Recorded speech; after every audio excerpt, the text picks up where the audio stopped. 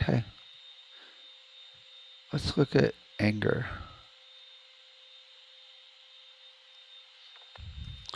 Anger is interesting. There's what's interesting about anger is it's a natural response for survival, right? So it's actually good, a good emotion. That's how they don't consider it a disorder. It's a symptom of several mental health conditions, right? But the problem is it can be really bad for you when it's uncontrolled, right? So it's like, if you stuff your anger, then that can kill you. A lot of people say that's the cause of cancer. But the problem is, well, let's look at the causes first. What's interesting, I've noticed how bizarre it is that when someone gets angry at me, I get angry at other people or feel like I want to get angry sometimes at other people afterwards. It's bizarre, right? How we take on anger and pass it on. I almost think of it as like this little entity, right? So we often take it on from others. We often take it on from parents or our friends or society. It seems like the number one cause of anger is anger from other people, right? But there's things that cause it: depression. People, I mean, basically, if anybody is tired or stressed or hungry, they're much more susceptible to getting upset. So anything that wears out your system makes people more prone to anger. Right? Depression can do it. OCD says 50% of the people with OCD have anger issues, which is interesting. Alcohol abuse. Alcohol is a huge one. Right? ADHD, when you can't remember something, can't focus. ODD, I haven't heard of that one. Oppositional defiant disorder. Uh, that's 1 in 16%. What's that mean? Okay. Bipolar can do it. IED, intermittent explosive disorder. Never heard of that. And just grief can make people angry, right? So there's all these other issues that you might need to focus on besides just the anger, because it's like a symptom and there might be things behind it that are causing it.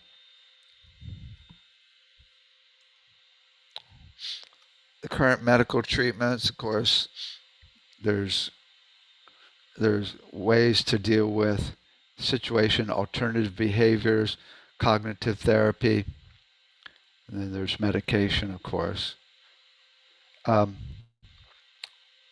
there's interesting, there's different types of anger. There's anger where the triggers are gone and they're still getting angry. Or these are the hardest, the ones that are to deal with. Triggers that are continuing, which is like valid anger. How do you deal with anger when someone is abusing someone, or you being abused, and you're like, wait, they're really abusing me. Anger is important at that point, but if it keeps going, so this is like the most difficult of all, right? Anger where something is going on that's triggering it that shouldn't be going on. It's abuse. The, so sometimes you forget about the anger and it's waiting in the wings, ready to get you in the butt, right?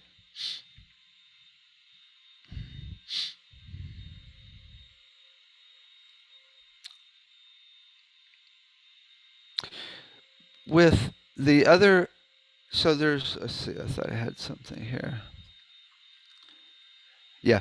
So the three types of ways anger can be expressed: outward, yelling, throwing things, verbal, physical abuse; inward, negative self talk, denying yourself basic needs as food, self harm, and isolation; and passive, giving the silent treatment, sulking, sarcastic remarks, side comments, or just really inward, where you're just, you know, hurting yourself.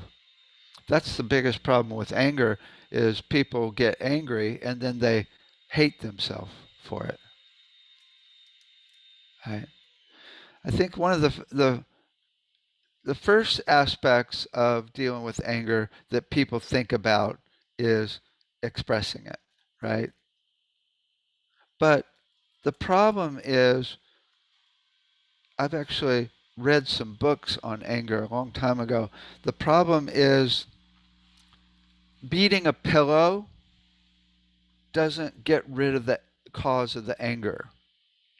It might make you feel better in the moment, but actually, when I've often if I express anger, it gets going in my body, and then I think of all the other things in the world I'm angry about. It just resonates it, and it just gets bigger, which can be good to bring it all up and deal with it and focus on it.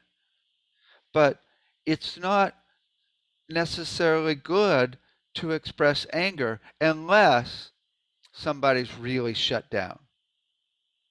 If somebody's not feeling anything, then it might be important to get a gong out and bang the gong and scream so they can start feeling again, right? Maybe they need to get angry, right, to actually get their emotions going again. But you don't just stay there. You always want to move through it to another place. I think that's the key. Scream and slowly shift, right? Because you're not just expressing. I mean, the things I like to do when I'm upset, I will play guitar and just play a little more intensely. Down, down, right? On my acoustic. I mean, instruments, just playing instruments with more emotion can be very cool. But using a mountain curve where you say, okay, let's start really mellow on the gong, and then build up, and we're going to build up and then peak out in about 10 minutes, and then we're going to fade out over the next 10 minutes, right? And when we get to the peak, if you want to scream, can be cool.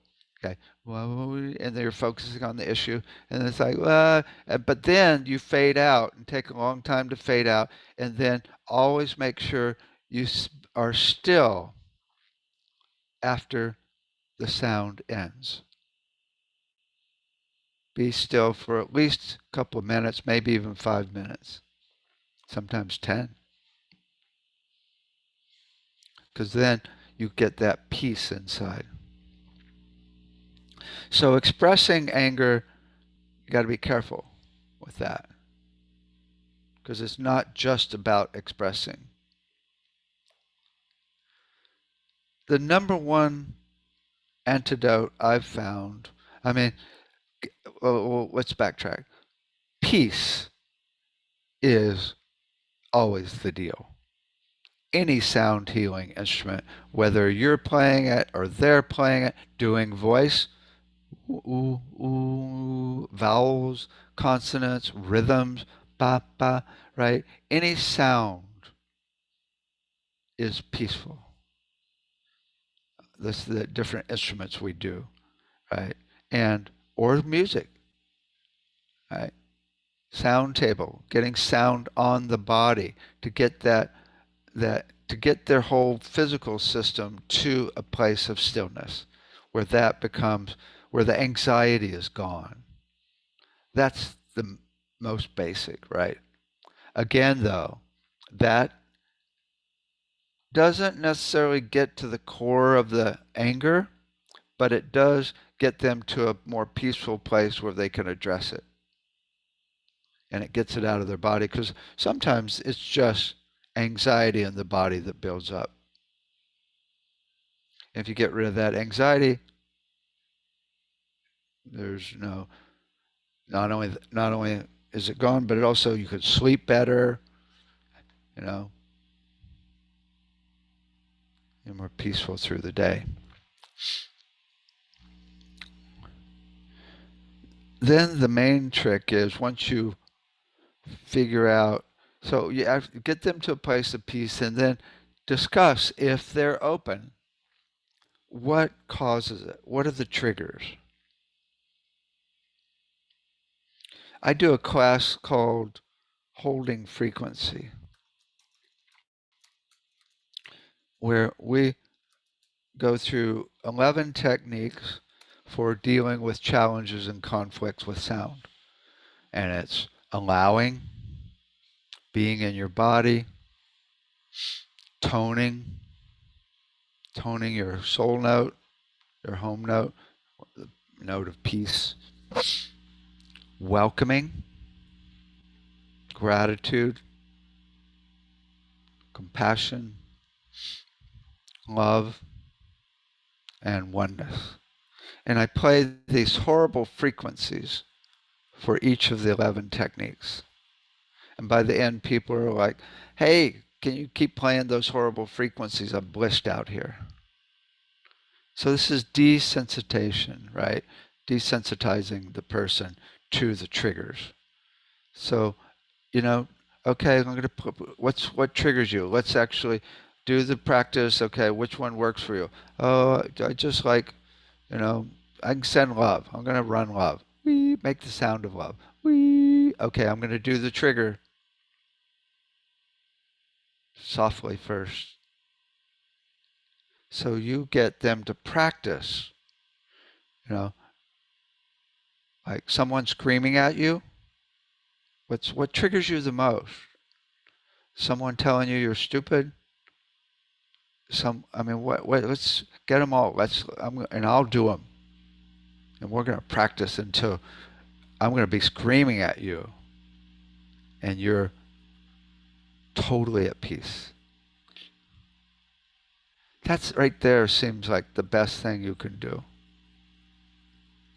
Self-care, because, often the problem is people's systems are wiped out.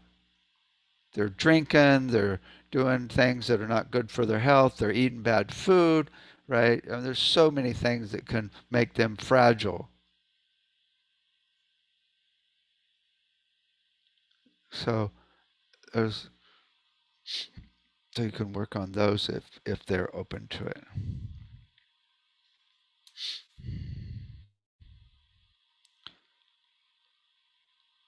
There's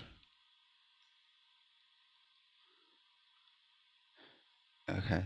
Oh, nonviolent protests, take action, or ways to express anger positively, art, music, right? You can do a ceremony to release it. The higher perspective says you are not your anger. You are, because often people think, I'm really bad because I yelled at somebody. And that's really a major problem. You're not bad. You are a perfect spirit. That I there's one. I love this quote that someone came up with, or from Buddha. Holding on to anger is like drinking poison and expecting the other person to die.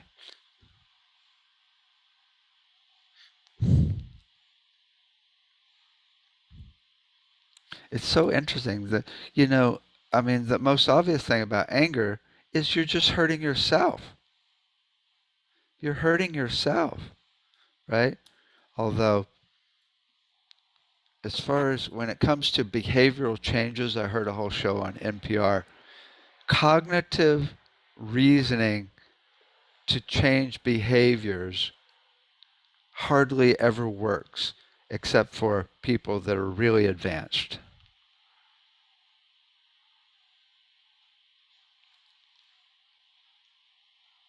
I mean, they said, when they came out that smoking kills you, hardly anybody stopped smoking. And when they just made it more inconvenient, more expensive, and everything, that's what started doing it, right? So to let them know they're just hurting themselves, that can help, right? The main thing that I do that's really helped is compassion.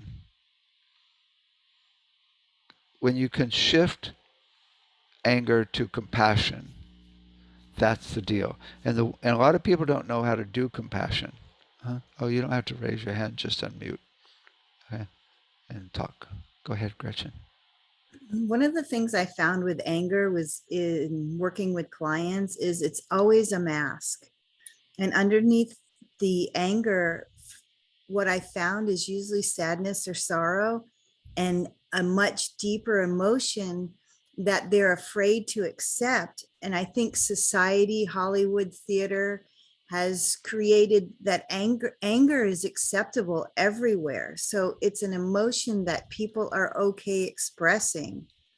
And so if you can have that conversation with them about that, and then get them to have that awareness that, there's something deeper going on, and then to go backwards from the anger, I found has been really helpful. And to see that in the moment when someone is angry, like, it's when you recognize that, it's easier to connect and go deeper with them, to know it's really not about the anger in the moment.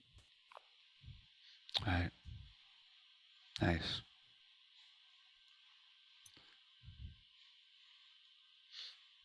I had one psychotherapist years ago said it all comes down to grief and fear, right? It's really grief and fear. People are just afraid what's often underneath it.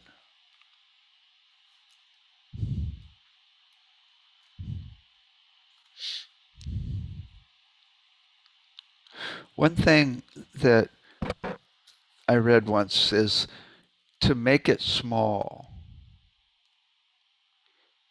And it's interesting. It helps me when I'm upset about something and you think, oh my God, this so sucks.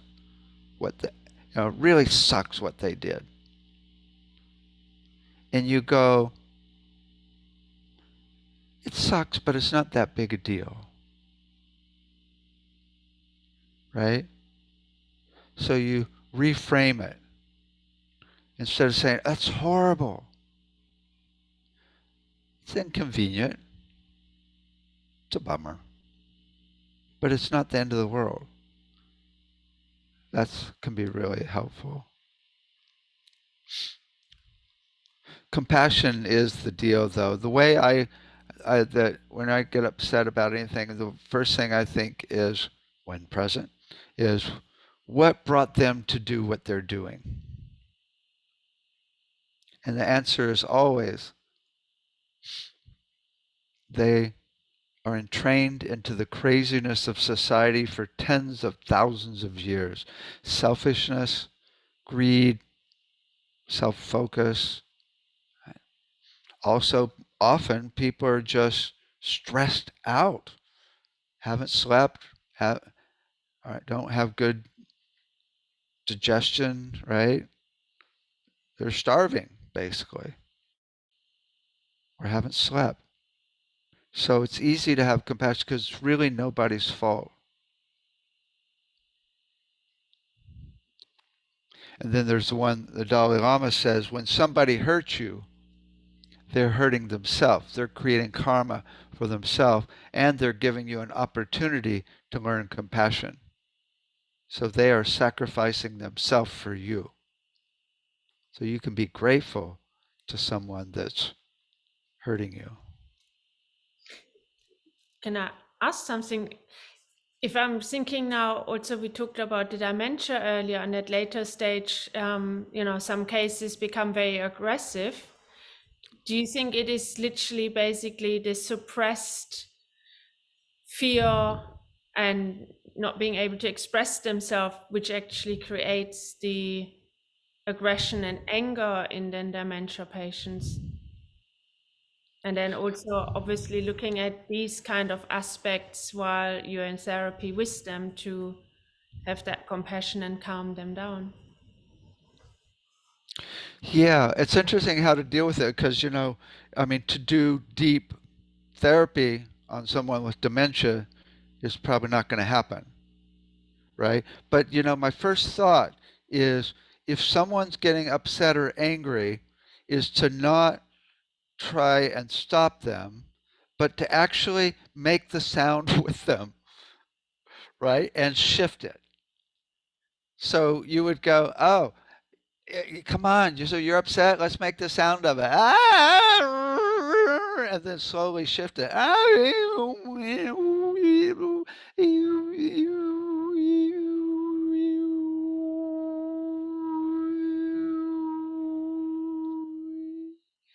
Right?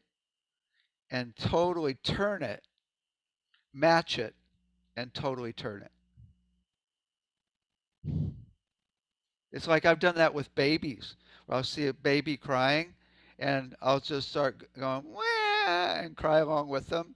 And sometimes they look at you and like get a little upset. But it's funny, right? But you just got to match it, and then you kind of go wow, blah blah blah blah blah blah. And sometimes they're like, "What just happened?" I'm laughing now.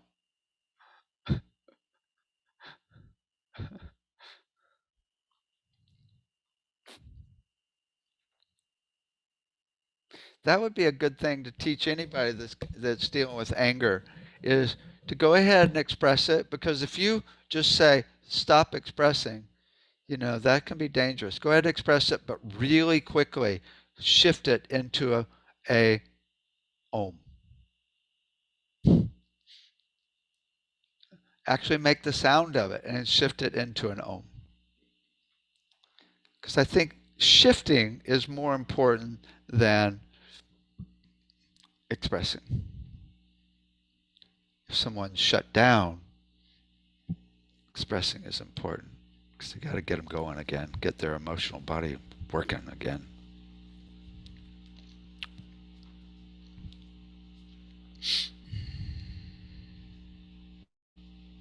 Um,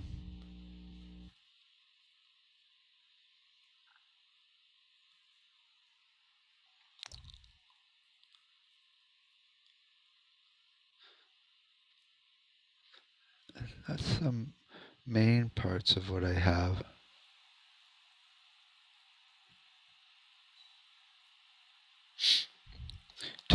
Also to just point out that anger is beautiful.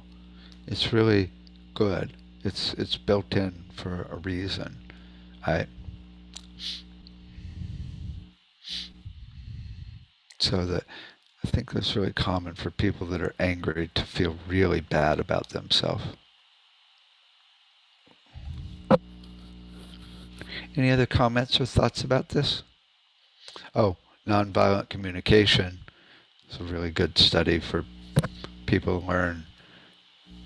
The basis of NVC is to look for the needs in the other person. And there's many techniques on how to express things cleanly. I feel this way when you do this, right? Or the Ho'oponopono. I'm sorry, please forgive me. Thank you, I love you. That's worked in a few little conflicts where I email them that over and over, and they're like, I love you too.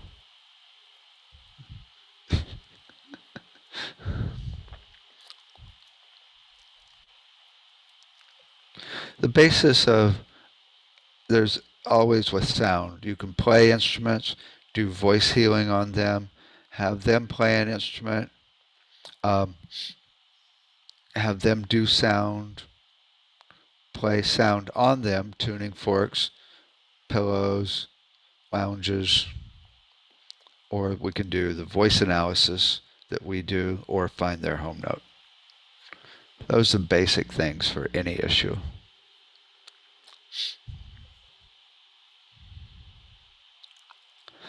And that's all under getting them to a place of peace.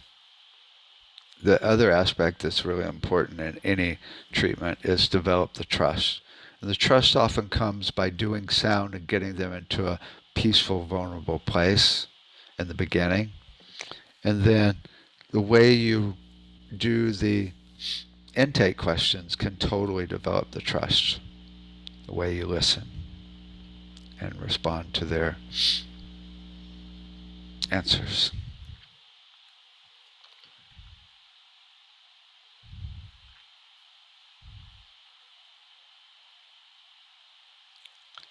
Okay. If you don't have any other questions, let's look at sleep.